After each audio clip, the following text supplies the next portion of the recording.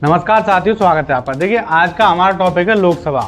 आप लोकसभा को देख सकते हैं, ये वर्तमान लोकसभा है, लेकिन आज के जो टॉपिक हैं हमारे, उसमें हम लोकसभा के सभी पॉइंट क्लियर करेंगे। और इस क्लास को करने के बाद कोई भी लोकसभा से संबंधित क्वेश्चन यदि पेपर में आएगा तो वो आपसे छूट नहीं सकता। ठीक है, ये मेरी पूरी गारंटी है, इसीलिए इस क्लास को पूरा देखें।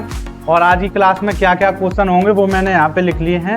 इस तरीके के क्वेश्चन आते हैं, ये तो थोड़े आ पाए हैं, लेकिन और भी क्वेश्चन जो भी पेपर में आते हैं वो सभी इस क्लास को देखने के बाद आप कर सकते हैं। तो देखते हैं कौन कौन से क्वेश्चन हैं, इनके जवाब आपको इस क्लास को देखने के बाद देने हैं। ठीक है, तो क्वेश्चन देखते हैं। अभी आपको पता हो तो आप देख सकते हैं। लोकसभा की प्रथम बैठक कब हुई थी? इसका आंसर आप दीजिए। लोकसभा की बैठक का सत्रावसान कौन करता है? ये एक क्वेश्चन है। सेकंड क्वेश्चन, एक क्वेश्चन है, आपातकाल के समय लोकसभा का कार्यकाल कितने वर्ष के लिए बढ़ाया जाता है? ठीक है, जब आपातकाल आता है तो लोकसभा का कार्यकाल कितने वर्ष के लिए बढ़ा सकते हैं हम? ठीक है, लोकसभा के कोरम की संख्या क्या है? ये आपको पता होना चाहिए, बहुत ही ज्यादा पेपर में आने वाला क्वेश्चन है ये। अगला क्वेश्चन है, वर्तमान में कुल कितनी लोकसभा सीटें हैं? इस समय, एक तो पहले जब लोकसभा बनी थी तब कितनी सीटें थी वो पता होना चाहिए, और इस समय वर्तमान में कितनी लोकसभा सीटें हैं। अगला क्वेश्चन है छठा, प्रोटेम स्पीकर की नियुक्ति कौन करता है? प्रोटेम स्पीकर आपको पता होना चाहिए कौन होता है और उसकी नियुक्ति कौन करता है। ठीक है, एक स्पीकर होता है लोकसभा का अध्यक्ष, जिसको केवल स्पीकर कहते हैं, लेकिन एक होता है प्रोटेम स्पीकर। तो ये सभी बातें वीडियो में आप जानेंगे। यदि आपको पता हो तो आप इस क्वेश्चन का आंसर अपने मन में दे सकते हैं। शून्यकाल का समय कब होता है? ये बहुत ही ज्यादा इंपॉर्टेंट क्वेश्चन है कि शून्यकाल कब होता है, इसमें क्या होता है। अगला क्वेश्चन है, शून्यकाल में कुल कितने मामले उठा सकते हैं? शून्यकाल में देखिए प्रश्न पूछते हैं, ठीक है, तो उसमें कितने प्रश्न उठा सकते हैं एक दिन में? ठीक है, वो है ये। अब 9th क्वेश्चन है, लोकसभा और राज्यसभा की संयुक्त बैठक की अध्यक्षता कौन करता है? लोकसभा और राज्यसभा की संयुक्त बैठक की अध्यक्षता कौन करता है? आप बता सकते हैं। लोकसभा का अध्यक्ष अपना त्यागपत्र किसे देता है? लोकसभा का जो अध्यक्ष होता है और उपाध्यक्ष, वो भी बताना आपको कि वो अपना त्यागपत्र किसे देते हैं। 11वां क्वेश्चन देखिए, लोकसभा का बहुमत दल का नेता कौन होता है? तो लोकसभा में जो बहुमत होता है तो उसको एक नेता बनाया जाता है, तो उसको क्या कहते हैं वो आपको बताना है। क्वेश्चन 12 है, धन विधेयक किस सदन में लाया जाता है? यह किस अनुच्छेद में है? सबसे ज्यादा धन विधेयक से संबंधित क्वेश्चन आते हैं, तो आपको बताना है धन विधेयक किस सदन में लाया जाता है। अब लोकसभा में लाया जा सकता है, राज्यसभा में, ये नहीं मैं लोकसभा पढ़ा रहा हूँ तो लोकसभा में ही लाया जा सकता है, ये आपको बताना है। क्वेश्चन 13 है, सदस्य की सदस्यता खत्म हो जाती है कितने दिन सदन में न आने पर? यदि कोई सदस्य है लोकसभा का, तो जैसे हम स्कूल नहीं जाते तो हमारा नाम काट दिया जाता है, उसी तरह जो लोकसभा के सदस्य हैं यदि सदन में ही ना जाएं तो कितने दिन में उनकी सदस्यता खत्म हो जाएगी? ये आपको बताना है। 1 साल, 2 साल, 1 महीना, 2 महीना। ठीक है, तो चलिए क्लास शुरू करते हैं हम अपनी। तो हम बात करेंगे लोकसभा की पूरी डिटेल में। एक भी क्वेश्चन लोकसभा की इस वीडियो से आपका नहीं छूटेगा पेपर में, बहुत ही ध्यान से देखिए। तो चलिए शुरू करते हैं। देखिए, पहली बात यह है कि अनुच्छेद, किस अनुच्छेद में लोकसभा आती है? 81 में। ठीक है, ये आपको याद रखना है। कुल सीट कितनी थी पहले, मतलब अभी मैक्सिमम कितनी हो सकती हैं इसकी? तो 552 मैक्सिमम हो सकती हैं, जिसमें 530 तो राज्य से होंगी, राज्यों की हैं, और 20 सीटें संघीय, मतलब संघ शासित जो प्रदेश होते हैं, राज्य, उनकी हैं। 2 आंग्ल भारतीय, एंग्लो इंडियन, इनको राष्ट्रपति नियुक्त कर सकता है, उसकी थी। ठीक है, वर्तमान में कितनी सीटें हैं? वर्तमान में 543 हैं। आप देख सकते हैं वर्तमान में ये सीटें हैं 543। 543 में ये 530 तो राज्य की हैं और 13 संघ शासित प्रदेश की है, और 2 एंग्लो इंडियन जो होते हैं वो इस बार नहीं चुने गए, उनको हटा दिया गया है क्योंकि उनकी संख्या कम थी। अब देखिए आयु, इसमें मिनिमम आयु 25 वर्ष होनी चाहिए, तभी कोई व्यक्ति लोकसभा का सदस्य होने का मतलब योग्य है और चुनाव लड़ सकता है। और प्रथम बैठक जो इसकी हुई थी वो 13 मई 1952 को हुई थी। अब मैं आपको बता दूं कि जैसे 25 साल किसी व्यक्ति की आयु हो जाए तो वो प्रधानमंत्री बन सकता है या नहीं, ये क्वेश्चन हो सकता है। लेकिन प्रधानमंत्री कौन होता है? प्रधानमंत्री की कोई भी आयु नहीं होती, ना कोई योग्यता होती है, क्योंकि लोकसभा सदस्य की ही आयु और योग्यता मानी जाती है, 25 वर्ष का होना चाहिए। लोकसभा सदस्य यदि कोई व्यक्ति बन जाएगा, उसी को बहुमत दल का नेता जो होगा, लोकसभा के सभी सदस्य मिलकर जिसको भी बनाना चाहेंगे प्रधानमंत्री, उसको बना देंगे। तो लोकसभा के सदस्य यदि आप बन गए तभी आप प्रधानमंत्री बन सकते हैं, उसके अलावा नहीं, ठीक है। तो लोकसभा का सदस्य ही प्रधानमंत्री बनता है। तो हम ये कह सकते हैं कि प्रधानमंत्री की मिनिमम आयु 25 वर्ष हो सकती है। 25 वर्ष का कोई भी व्यक्ति प्रधानमंत्री बन सकता है जो 25 वर्ष का हो गया हो। अब देखिए, इसके जो प्रथम अध्यक्ष थे, इनको अध्यक्ष को ही स्पीकर कह देते हैं। स्पीकर, बहुत से लोग कंफ्यूज हो जाते हैं कि स्पीकर किसको कह देते हैं और अध्यक्ष किसको कहते हैं। तो स्पीकर अध्यक्ष एक ही बात है, ये लोकसभा का अध्यक्ष होता है। तो प्रथम अध्यक्ष थे गणेश वासुदेव मावलंकर, इनको जीवी मावलंकर भी कहते हैं शॉर्ट में। तो पेपर में ऐसा ना हो कि जीवी मावलंकर लिखा हो और आप मतलब उसको गलत करके आ जाएंगे, इसमें गणेश वासुदेव तो है ही नहीं, ठीक है। अगला देखिए, वर्तमान अध्यक्ष कौन है इसके, ये तो प्रथम अध्यक्ष थे। वर्तमान अध्यक्ष कौन है? ओम बिड़ला, ये वर्तमान अध्यक्ष हैं। अब प्रथम अध्यक्ष जिनको मतलब अविश्वास प्रस्ताव द्वारा हटा दिया गया था, वो भी गणेश वासुदेव मावलंकर थे, ठीक है। प्रथम महिला अध्यक्ष कौन थी इसकी लोकसभा की? तो मीरा कुमार, ये पहली महिला थी जो लोकसभा की अध्यक्ष बनी। निर्वाचन इसका कैसे होता है? प्रत्यक्ष निर्वाचन होता है। कार्यकाल इसका कितना है? 5 साल। 5 साल का कार्यकाल होता है। राज्यसभा का 6 साल का होता है। उपाध्यक्ष, इसका उपाध्यक्ष जो अभी वर्तमान में कोई नहीं है, अघोषित है, मतलब खाली पड़ी हुई सीट है। राज्यवार सीटों का आवंटन, मतलब अब जो लोकसभा की सीटें होती हैं, आपने देखा होगा कि हर लोकसभा राज्य मतलब राज्य की एक लोकसभा की सीटें होती हैं, जैसे यूपी की हैं 80।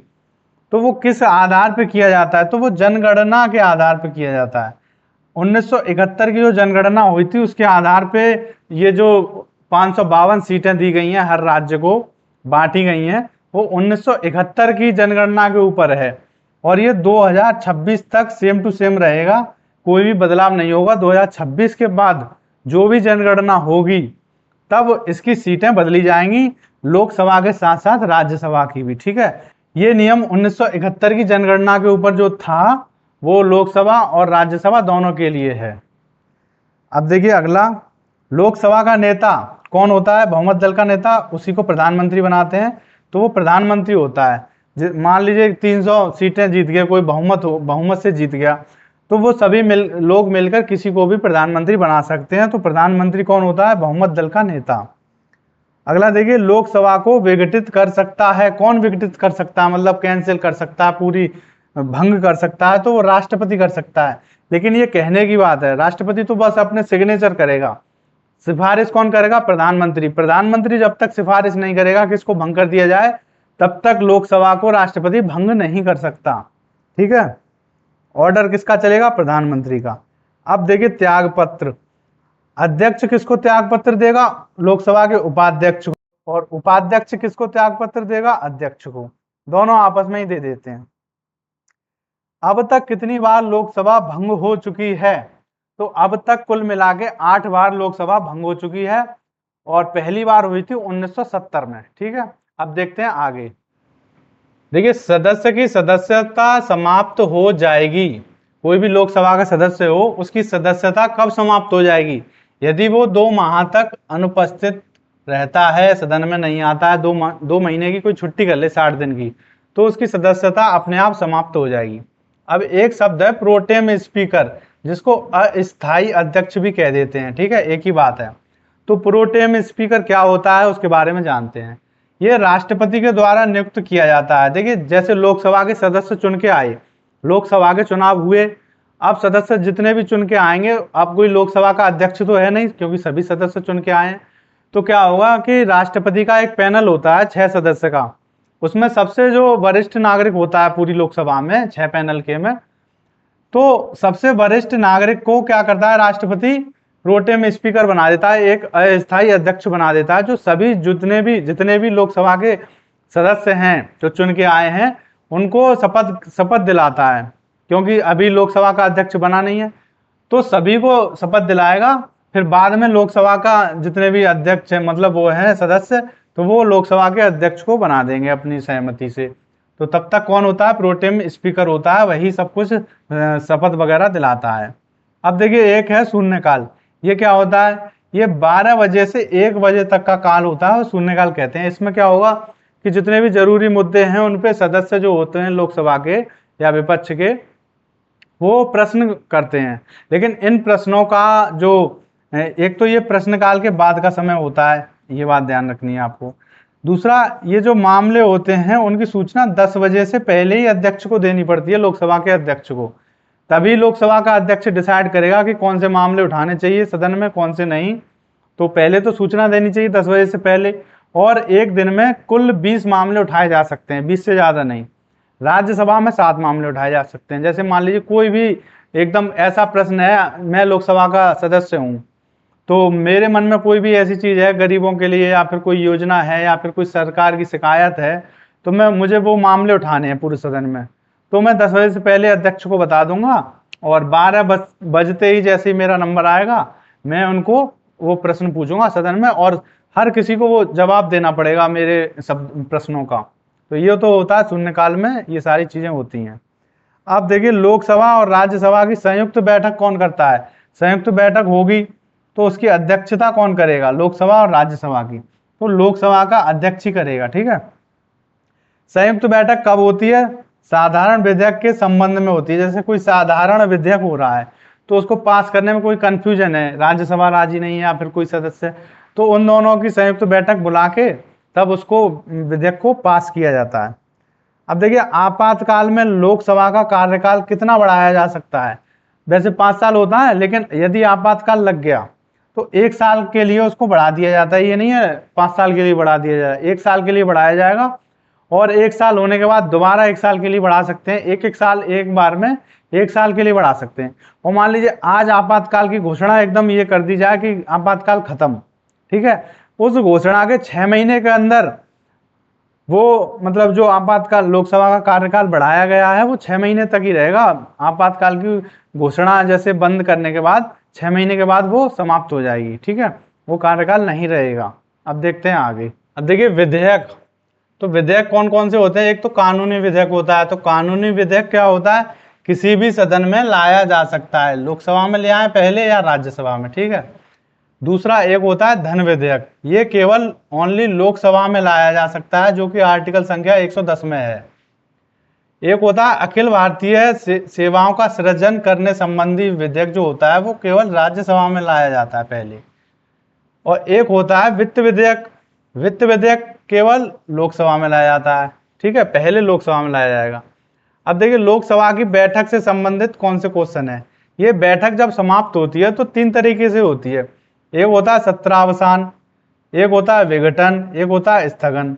तो सत्रावसान कौन करता है, राष्ट्रपति करता है। यदि बात हो जाए विघटन की तो वो भी राष्ट्रपति करता है। स्थगन, अब बैठक का स्थगन कौन करता है, तो वो स्पीकर करता है, मतलब लोकसभा का अध्यक्ष।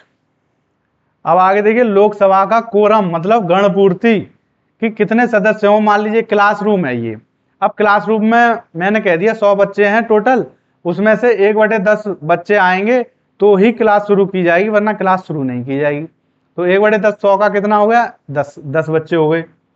उसी तरह कितने सदस्य होने चाहिए, कुल सदस्यों का 1/10 भाग होना चाहिए, तभी कोई भी मतलब लोकसभा की बैठक वगैरह शुरू होगी।